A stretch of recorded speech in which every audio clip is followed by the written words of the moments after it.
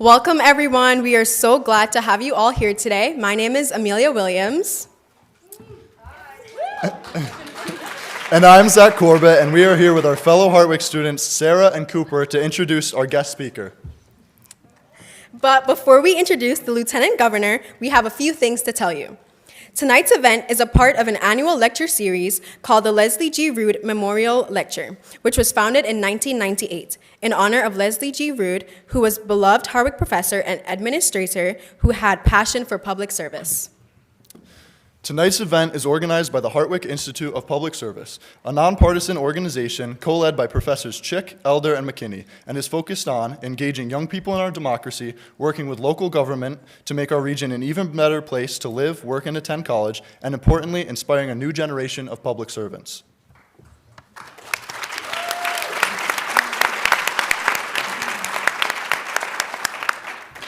The four of us on this stage have been working with the Institute of Public Service and wanted to highlight a few of our work.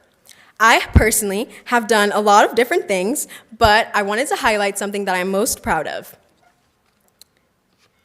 Our work registering voters. For the past several years, we have hosted voter registration drives each fall, working individually with students to help them register to vote either here or where they're from. We try to meet students where they are. So Sarah and I have made some TikToks, but mostly Candy helps. We recently received word that since we have now registered more than 300 Hartwick students here in Oneonta, Hartwick College will now have its own polling place.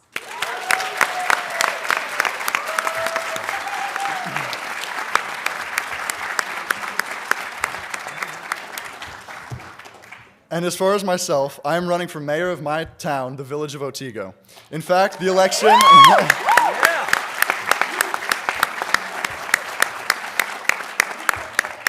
In fact, the election is next week. I grew up in Otsego and I live there now, and I'm so grateful for all of the opportunities that I have received.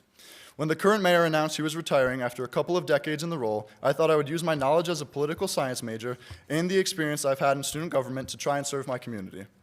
In fact, Amelia and I had a chance to talk about young people and democracy, as well as my mayoral run on WMC Northeast Public Radio.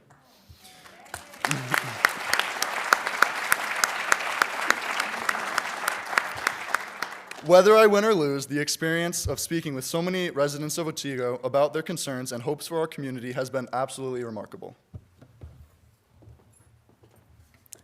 Hi everyone, my name is Sarah Matsumbura. And I am Cooper Cohen. And like Amelia and Zach, we have also been involved in public service. When I started at Hartwick College 2 years ago, I signed up to be an intern for the Institute of Public Service. I helped with local candidate forums, attended government meetings, and toured the DO's office. And spring semester of last year, I was appointed by the mayor of Oneonta and Common Council to be an official commissioner on the city's Community Relations and Human Rights Committee.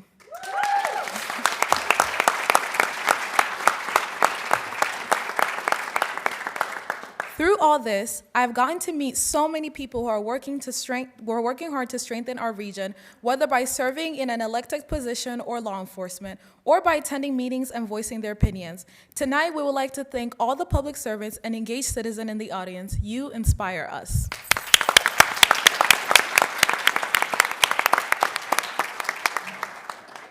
When I started at Hartwick this fall, I started attending Common Council meetings, and even though some of these meetings ran over 2 hours long, budget discussions, I was really fascinated by them. I think they're a really interesting way to learn about Oneonta. And back in November, I was appointed by the mayor, Mr. Mark Drenick, to co-lead with my co-chair over there, Caden Studley, the new Town Gown Task Force. So after our talk tonight, we will have a reception out in the foyer, and we hope that you can stay. And during that reception, I kind of have a challenge for everybody here in this room. Hartwick students, I challenge you to go find one community member and just go up and talk to them. And community members, I challenge you to go up and find one Hartwick student and go up and talk with them. Because the only way that this city has a future is if we all work together.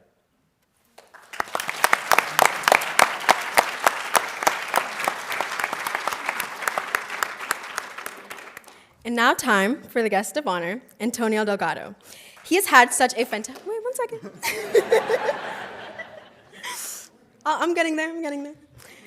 He has had such a fantastic and diverse career. He played basketball growing up in Schenectady and at Colgate and was inducted into the Upstate Basketball Hall of Fame in 2018. He also spent many years working as a hip-hop artist, and he also was a Rhodes Scholar, went to Harvard Law, and practiced complex real estate law. In 2018, he won the election to Congress, representing the district we're in right now, until 2022, when he was appointed and then elected as lieutenant governor. Very relevant to our talk tonight, he was tasked by the governor to lead the first ever New York State Office of Service and Civic Engagement, where the goal has been to train and identify the next generation of local leaders and public servants who can help their communities grow and thrive. Please join me in welcoming New York's Lieutenant Governor, Antonio Delgado.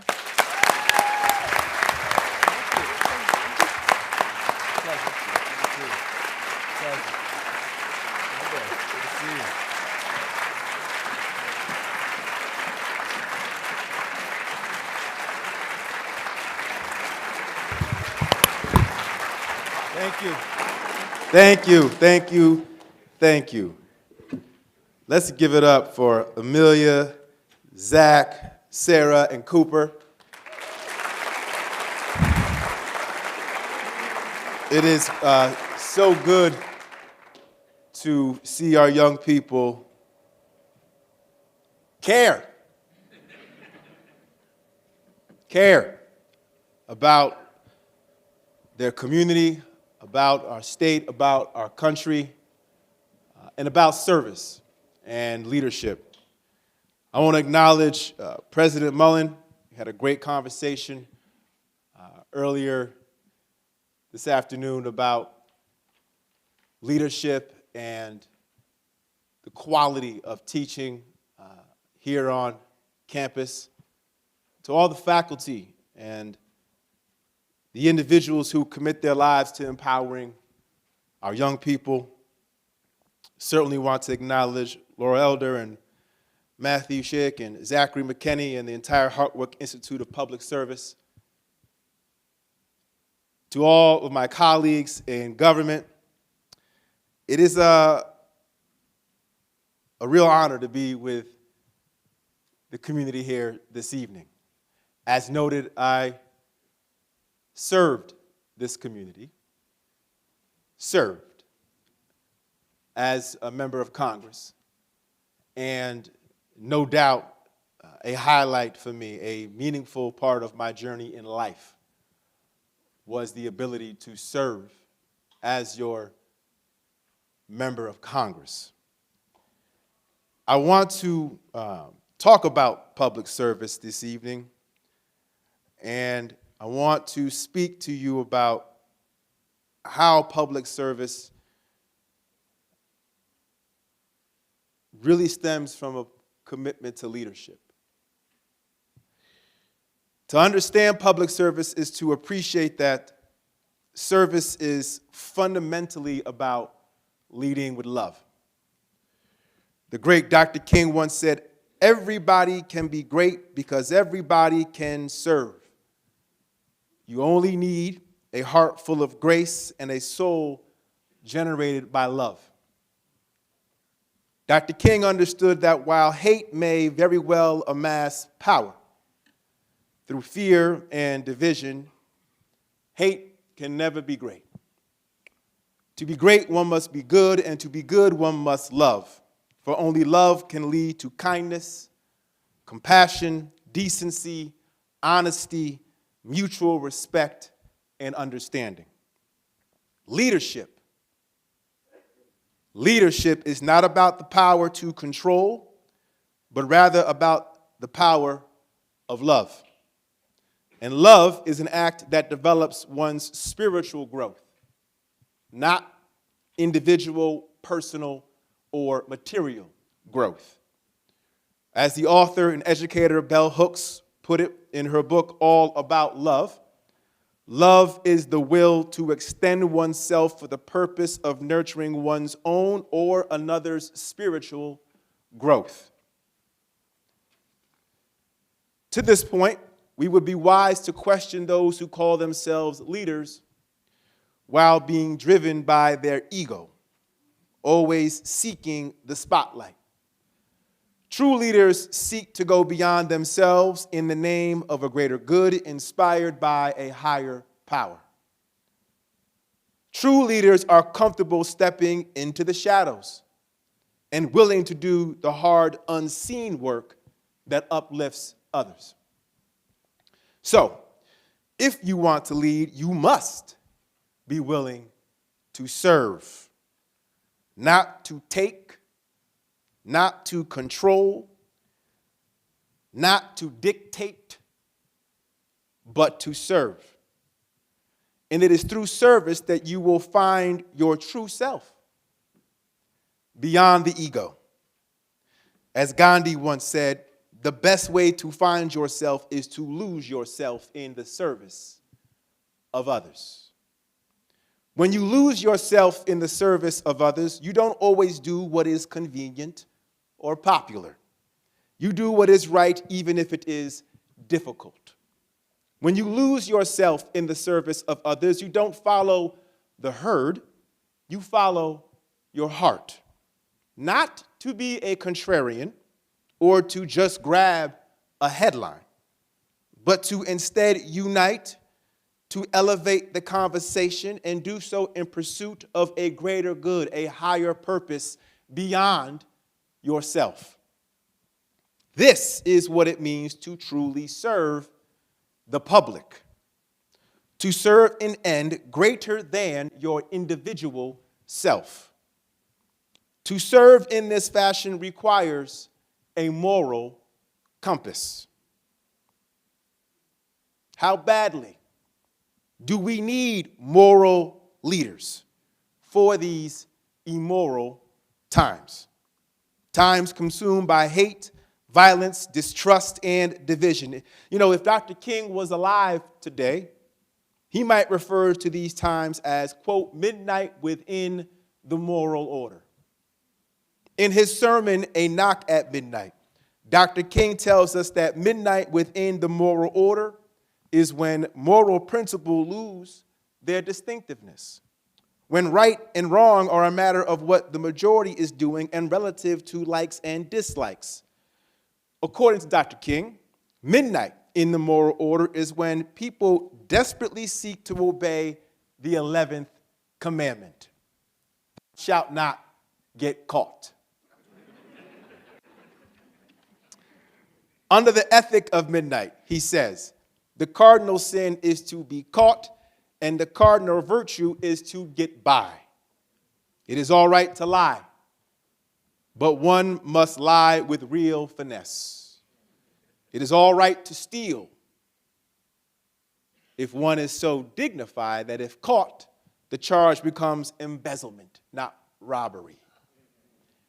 He continues, it is permissible to hate if one so dresses their hate in the garments of love that their hate appears to be love. Midnight within the moral order is that time when survival of the fittest is substituted by survival of the slickest. His words, decades ago. As the midnight of the moral order sweeps across our country and the world, the need to build in ourselves and in our communities the capacity to love each other, to serve each other, grows even more glaring. As Lieutenant Governor, I'm incredibly proud to have stood up, as noted, the first ever Office of Service and Civic Engagement. Through this office and in partnership with the first ever Chief Service Officer, we recognize that through paid service opportunities, we can strengthen our collective bond and enlarge our capacity to see the humanity in each other through service to each other. To abide by what Dr. King once called in his sermon on being a good neighbor, unenforceable obligations. Dr. King says that unenforceable obligations are, quote, beyond the reach of the laws of society. Beyond the reach. They concern inner attitudes, genuine person-to-person relations, and expressions of compassion that law books cannot regulate and jails cannot rectify. Such obligations, Dr. King said, quote, are met by one's commitment to an inner law, written on the heart. He says, man-made laws assure justice, but a higher power produces love. This is incredibly important work, and it is not easy, but it is necessary. The climate that we are in right now is toxic. Folks are living on the edge, trapped in echo chambers of misinformation and manipulation. There's a nastiness and a vitriolic hostility permeating throughout our public discourse. Lying and blatantly being dishonest no longer seem to carry the same moral consequence as they once did. There's a growing pessimism and cynicism that is making us less compassionate and less understanding of one another. We are growing more rigid and hardened in our respective points of view. Essential democratic norms like mutual tolerance and self-restraint have withered away, only to be replaced by bursts of outrage and deadly violence. On top of that, we're still wrestling through the loneliness epidemic. And as a society, we have grown too isolated from each other. And this loneliness is killing us. It's a sickness in us. And it hurts our hearts, it hurts us physically, it hurts us spiritually, and it makes us retreat and do things badly. We know that in the absence of connection and community, an environment of incivility and hate take root. And recommitting to service allows us to reconnect and experience our shared humanity. And this is essential to protecting democracy. Democracy. You know, we should never forget that democracy is a moral endeavor. It's built on a moral idea. We have to believe in it. It doesn't sustain itself. We, the people, have to fundamentally believe in democracy. At the heart of it is the recognition that there is equal dignity in every single one of us by virtue of our shared humanity, irrespective of race, gender, religion, sexual orientation. It is our shared humanity, gifted to us by a higher power. And this moral idea of we're all created equal is expressed in a very simple concept. One person, one vote. Every single person has the power to equally right the wrongs of our society and to chart out the future of our society. A moral endeavor. So, what happens to a moral endeavor in the absence of moral leadership? How does a democracy sustain itself in the absence of moral leadership? I'm not talking about political leadership. I'm talking about what is foundational for any political system that we deem to call democracy to emerge, to sustain itself. Moral leadership. It requires love. It requires listening to each other before rushing to judgment. It requires being committed to finding common ground relentlessly. It requires creating spaces for difficult conversations and hard truths, spaces where it is safe to be mistaken or even acknowledge fault, even ignorance, spaces where mercy and grace are in abundance, and where love is at the center of the work being done. I know the power of love. Many of you, I think, tapped into the power of love when you helped me become the first person of color to represent upstate New York in Congress.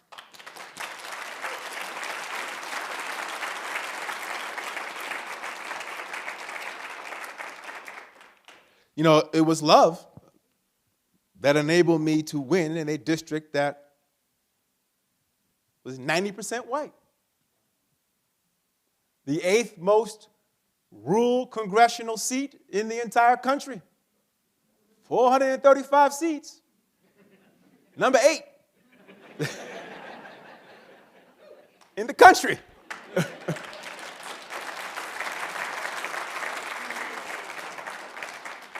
A third Democrat, a third Independent, a third Republican. That meant 2/3 of folks in my district didn't even share my party affiliation. And yes, our current president won the district 2 years prior by 7 points. Oh, yes, and I did have a hip-hop album. And if some of you may recall, I had a hoodie on the cover of the album, and you couldn't turn the TV on without seeing that hoodie plastered all across every TV program. You couldn't look at your laptop. I know my kids and my wife couldn't without some ad popping up trying to make me out to be the boogeyman. Not like the community that I came from along with my wife. A lot of hate in those ads. A lot of racial tropes, stereotypes in those ads. A lot of animus. But we didn't succumb to that. We worked our way across this district. We met people where they were. We listened with an open heart and stressed the importance of service and stressed the importance of love beyond the difference and tapped into our shared humanity, tapped into that moral foundation that binds us all by virtue of our shared humanity. And it worked. It worked. And it didn't just work. It didn't just get me in the office. It built a connection. It built a sustainable connection so that I felt forever connected to the community, and the community felt a real connection to me. So everything I did whenever I left in D.C., I took the community with me. I represented the community because I became of the community. Love was that bind. And it's the reason why 2 years later, and this is particularly relevant here in Otsego, 2 years later, I'd run again, having had 10 of my bills signed into law by our sitting president. And I'd run again. And when I ran, we won. But here's what was interesting.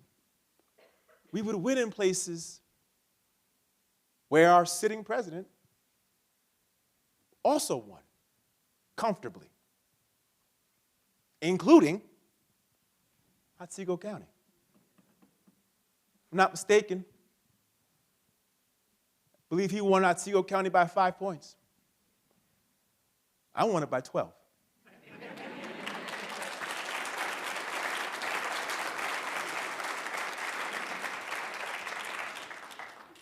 Why do I share that? I share that because there's something there. There's something in there about the power of connection, the power of love, and how meeting people where they are, genuinely meeting people where they are, still has the ability, still has the capacity to cut through the noise. It still does. We do not have to give up on that. It still can happen that when you give everything you got, you still can figure out a way to win over hearts and minds. That is the power of love. So let me say, first and foremost, as we celebrate the power of love and lift up public service and understand what grounds public service, which is love, let me say thank you. I want to thank you for demonstrating the power of love and understanding that despite the challenges we face right now, and there are many, love is always present. It can never go anywhere. It's always the constant. And I'm reminded of, and if you can't tell by now, big fan of Dr. King. He talks about marching in Chicago and how during one time when he marched, he walked past an older white woman, and she ran up to him in a fit of rage. And she yelled at him and said, "I hate you, I hate you."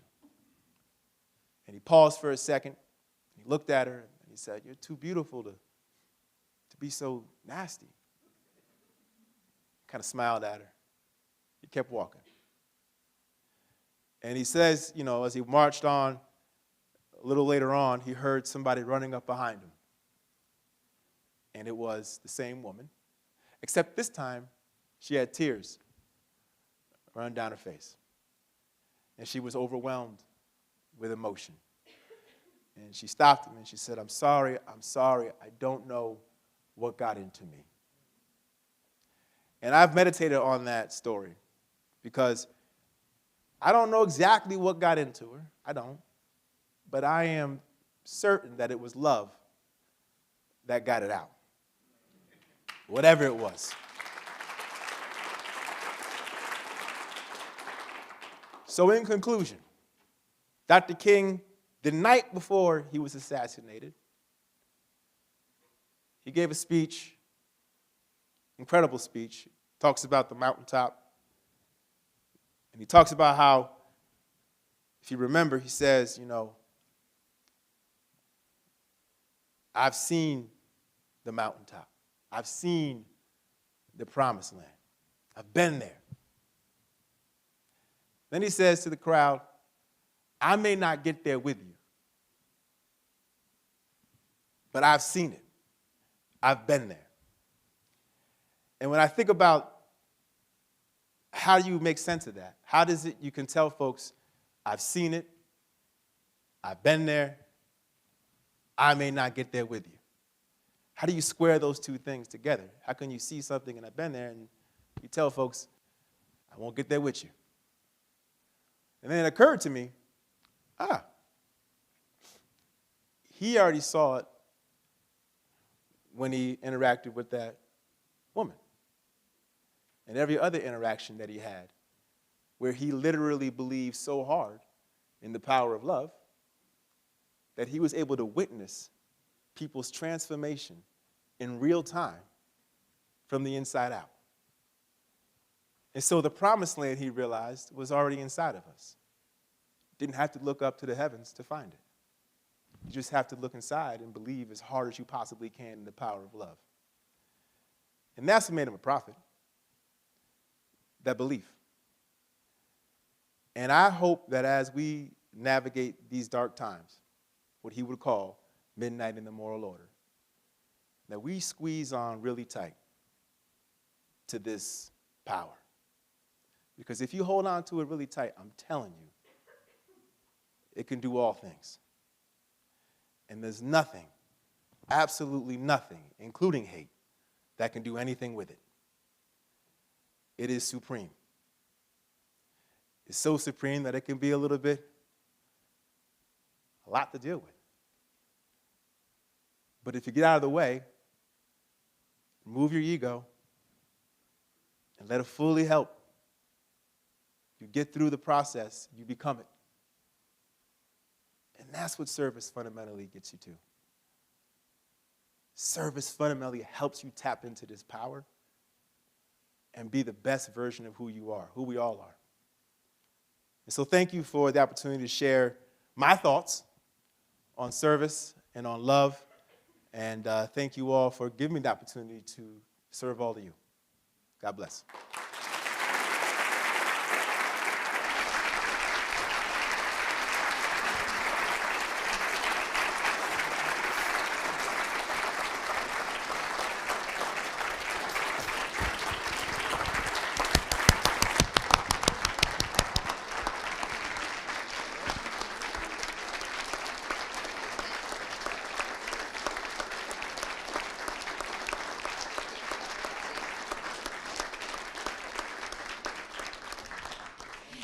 And we do have time. We're so thrilled that the Lieutenant Governor has agreed to take some questions. So my two co-directors of the Hartwick Institute of Public Service, who are on each side, are going to bring over the microphone. I just wanted to remind people that the Hartwick Institute of Public Service that sponsored this event tonight is nonpartisan, and also the focus is public service. So we sort of ask you to sort of keep your questions in those areas. I know there's a lot going on in the world, so with that, we'll take it away. So.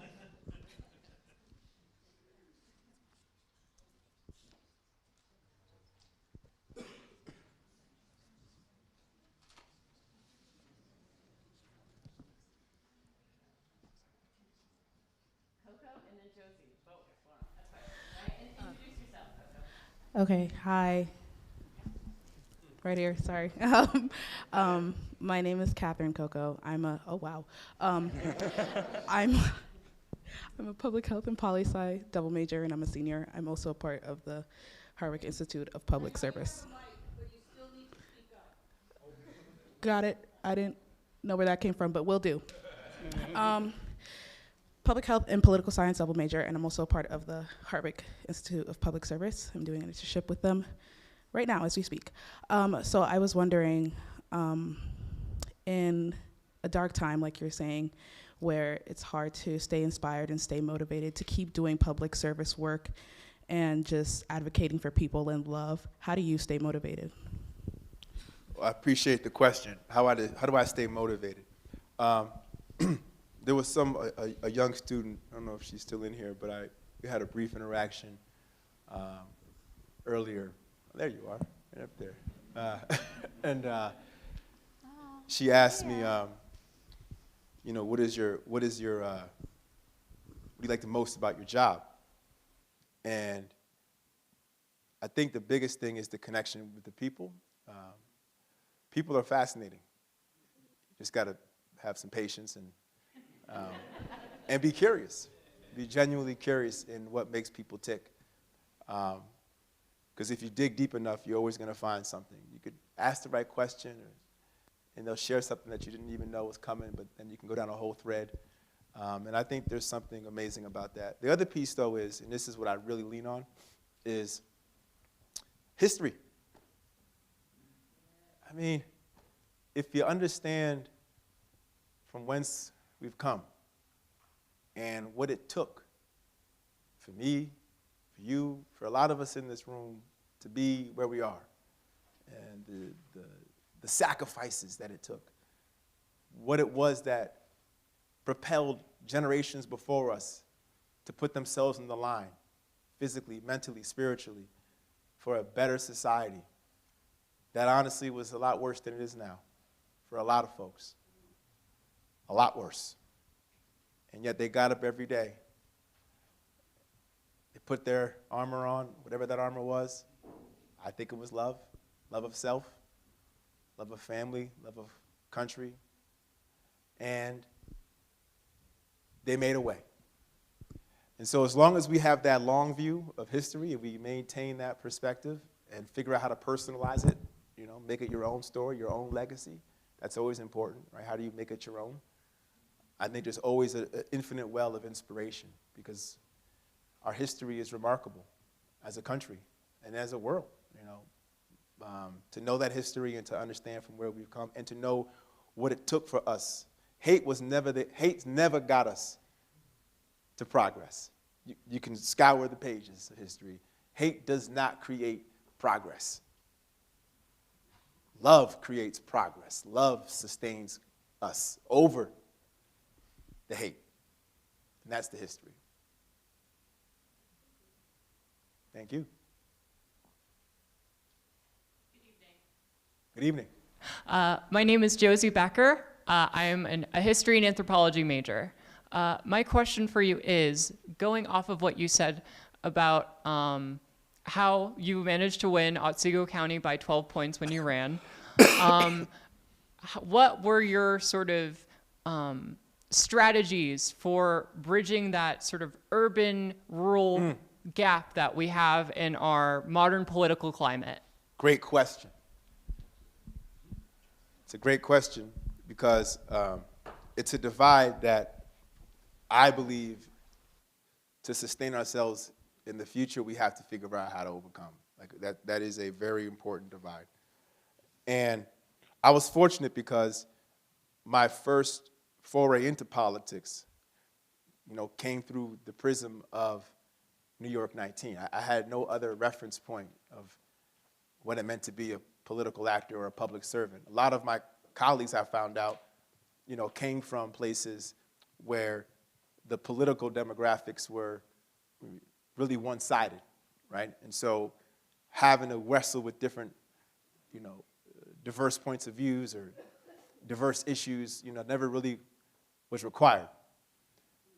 I feel very fortunate to have made my bones as a public servant in a rural community, particularly because I grew up outside of a rural community, right? And so I've now been able to see things both from a personal experience and how I came of age myself and my family, but also I've lived a professional experience where I've had to invest myself in rural community in a way that made it personal for me too. And one of the things that I realized, and this is an important point, a lot of how government functions right now, I would argue, is divorced from our foundational commitment to promote the general welfare. Okay? That is a foundational, it is literally in the preamble, promote the general welfare. You can also call it promote public goods, right? But promote the people, okay? And what has happened is, as more and more money has gotten into our government, into our system, and has become unlimited in terms of its impact, and as there's been a growing a reality of economic inequality, more and more wealth being concentrated in the hands of a few and in corporate power, right? As that dimension has occurred, government and political actors inside government have tended to, in the name of self-preservation and power, shifted their alliance to where they're capable of sustaining that power. And it's a lot easier, turns out, to take a lot of money from a handful of folks and a handful of corporations to sustain your power than it is to invest in the people and trust the people. Now, how does this connect to the rural and urban divide? Because what happens is the government begins to function like a private investor as opposed to a public trust. The government says, we're going to start making policies that are overly wedded to the interests of the private sector. We might call them public-private partnerships, but they're not really partnerships. This is just the public sector saying we're going to make a partnership with the private sector and dictate the outcomes based on profit as opposed to the people. That has an effect on urban centers, right, who are relying on these services in real ways and can't afford to have them just be driven by the bottom line and by profit, but actually by outcomes and by results. But here's where it gets interesting. The way it manifests in rural communities is, well, you know what?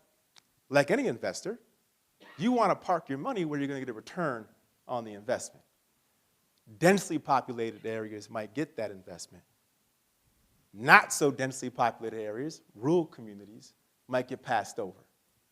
And so critical investments that any person who's concerned about the public welfare would be interested in, let's call it the internet, for example, broadband, get passed over because there's no return on investment. Government becomes a private investor mentality as opposed to a public trust. And so what happens is you get these communities that are experiencing the same types of things. They're being treated like objects in the marketplace as opposed to people in different communities. And the government, rather than doing things like FDR did, which would say we're going to make sure everybody has these basic needs to promote the general welfare, by passing the Rural Electrification Act as a part of the New Deal, we've drifted so far away from that desire to want to lift the floor so that there's a collective floor that we all can say everybody should have. And it's become basically a race to the bottom. And our urban communities are suffering, our rural communities are suffering. And so the only way to really help connect those dots is to tell each of those communities, you're being exploited. You are being exploited. If you're a small family-owned farmer, you're being exploited by big ag. They're squeezing you. If you're a small business on a main street trying to start your business, you're being squeezed by big box companies. You know, if you are a Teamster driving a truck and you can't take P breaks, you're being squeezed by Amazon. If you are a factory worker in an urban center, right? You can go on and on and on. Big pharma, big tech. We've lost the thread here. And being able to center that economic pain from rural to urban is critical. We can talk a lot about a lot of issues. There's a lot of important issues. But keep in mind, I don't care what your race is. I don't care what your religion is, your sexual orientation. Everybody is trying to make a living. Everybody. And everybody can feel economic exploitation. And we got to drive that home if we want to start connecting our rural community to our urban community, our upstate community to our downstate community. That is the kind of message that I believe will help people see themselves in each other, irrespective of their perceived differences. Sorry for that long answer, but that was a good.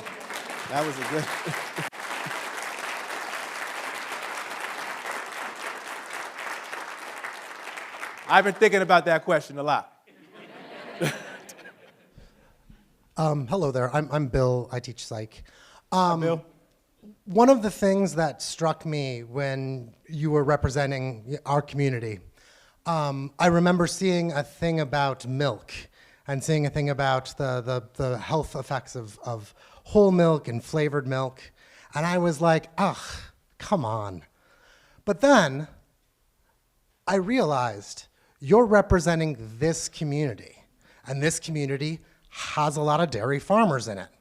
And I wonder if you can speak to the necessity in our society of when we have representatives, our representatives representing the community, not necessarily their own beliefs or interests. Wow, another good question. And this is why the distinction between morality and politics or party is important to make.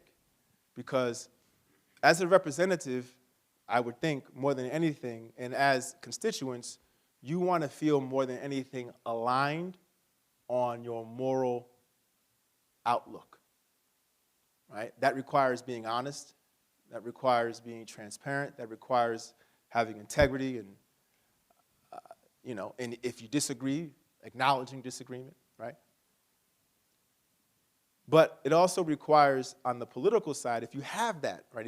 If you have that moral foundation and it's strong and it's solidified, you also give yourself a lot more room to then say, okay, how do I stay governed by these moral values and these principles, and how I go about doing what I want to do on behalf of my constituents, but also do so in a way that is most intimately connected to the needs of the district.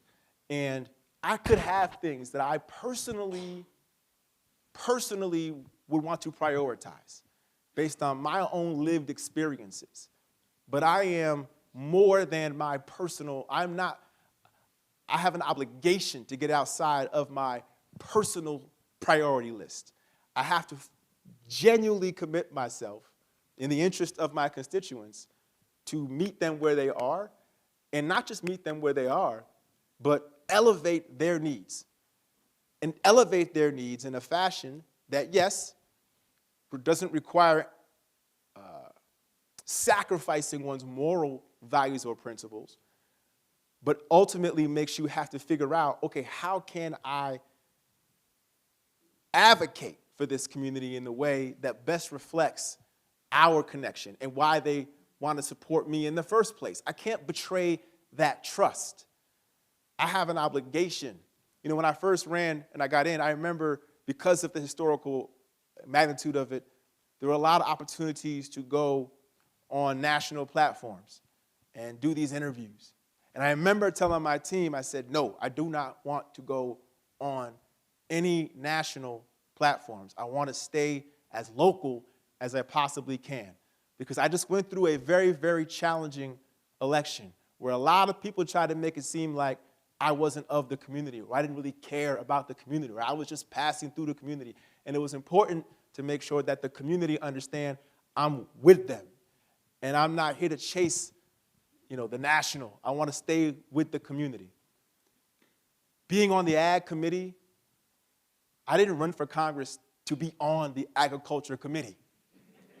Okay, I'm just being honest. I didn't run. I ran, though, to serve New York 19.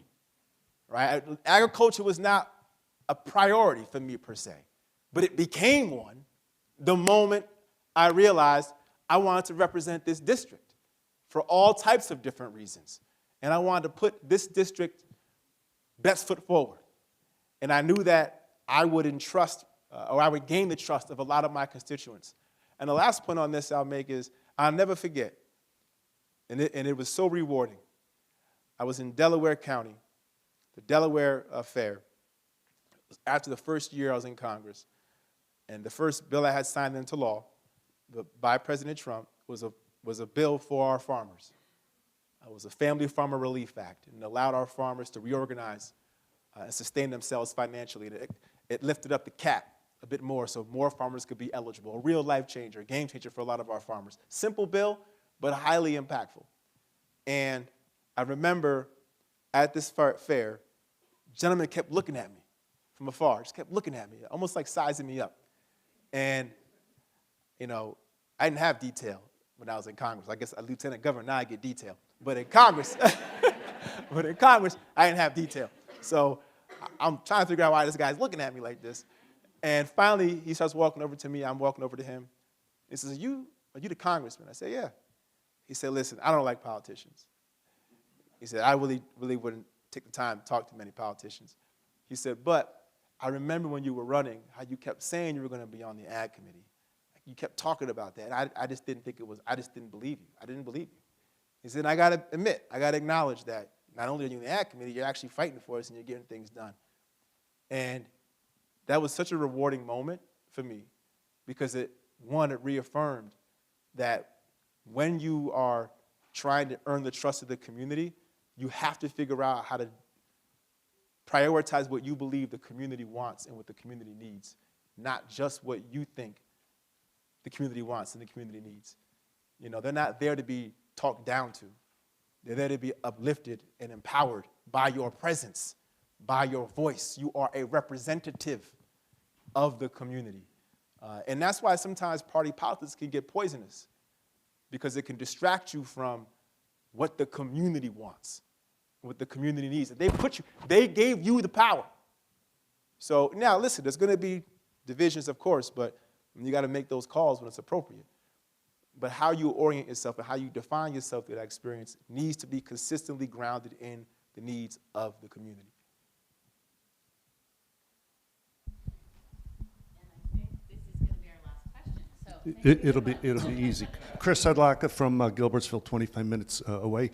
Before I ask the question, I just want to say how refreshing and uplifting it is to hear coherent, thoughtful discourse and explanation. Whoa.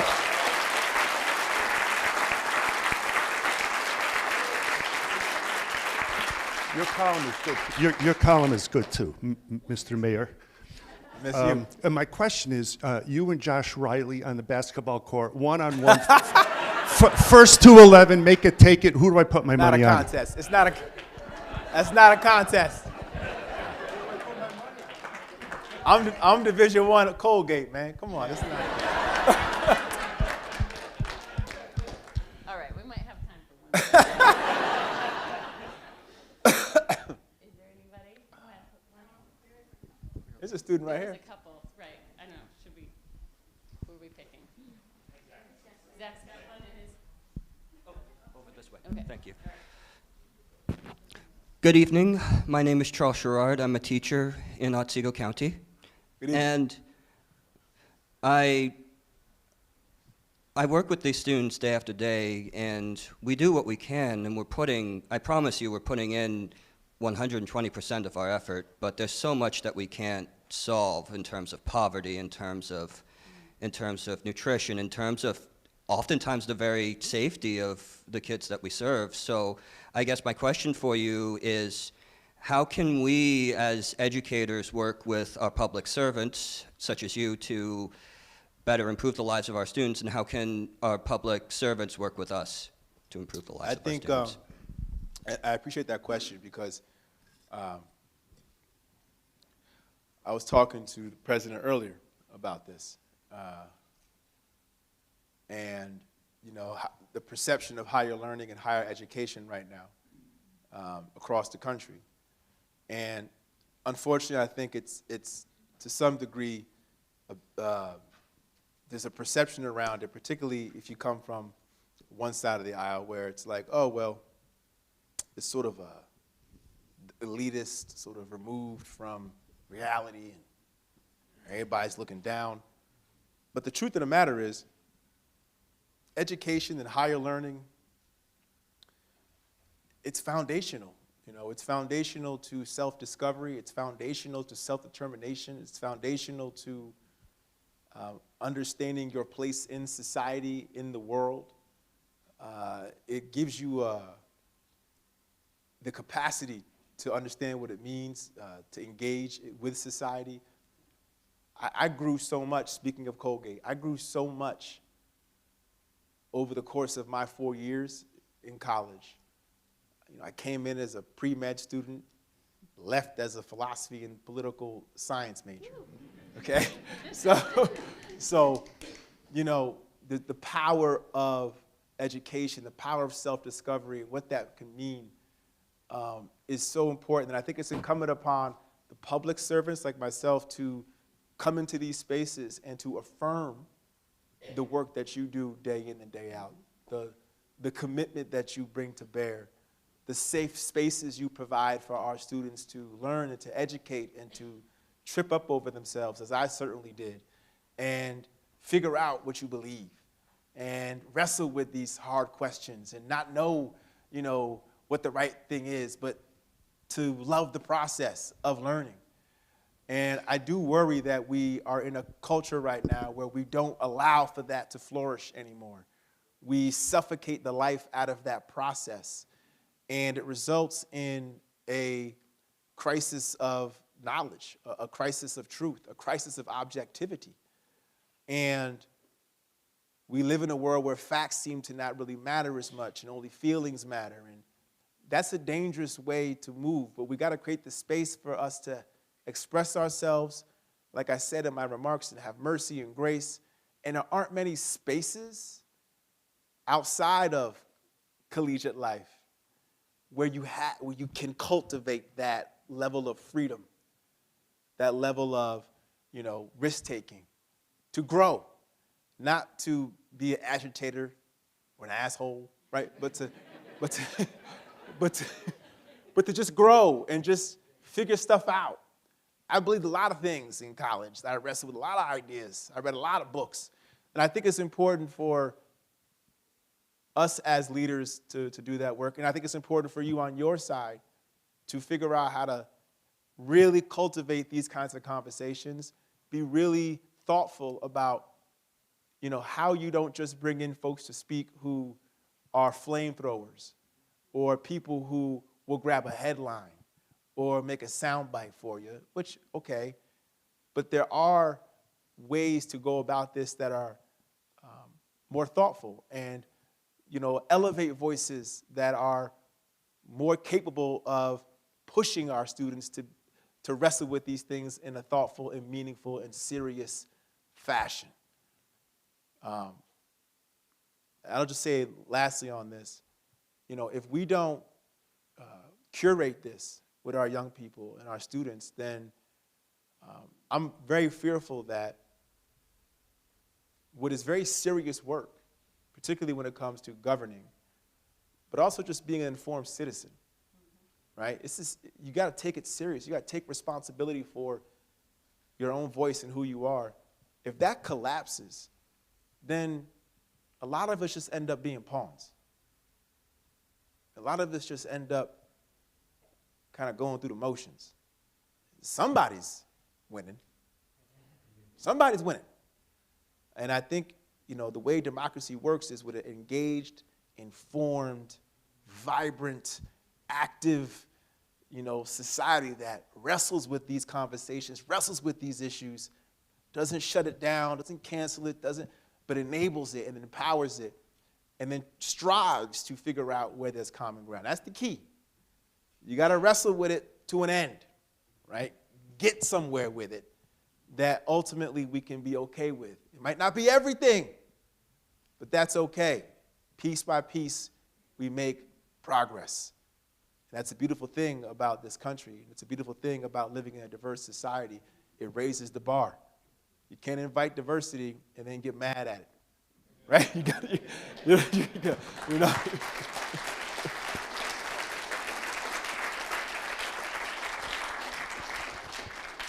Thank you. Yeah, thank you so much.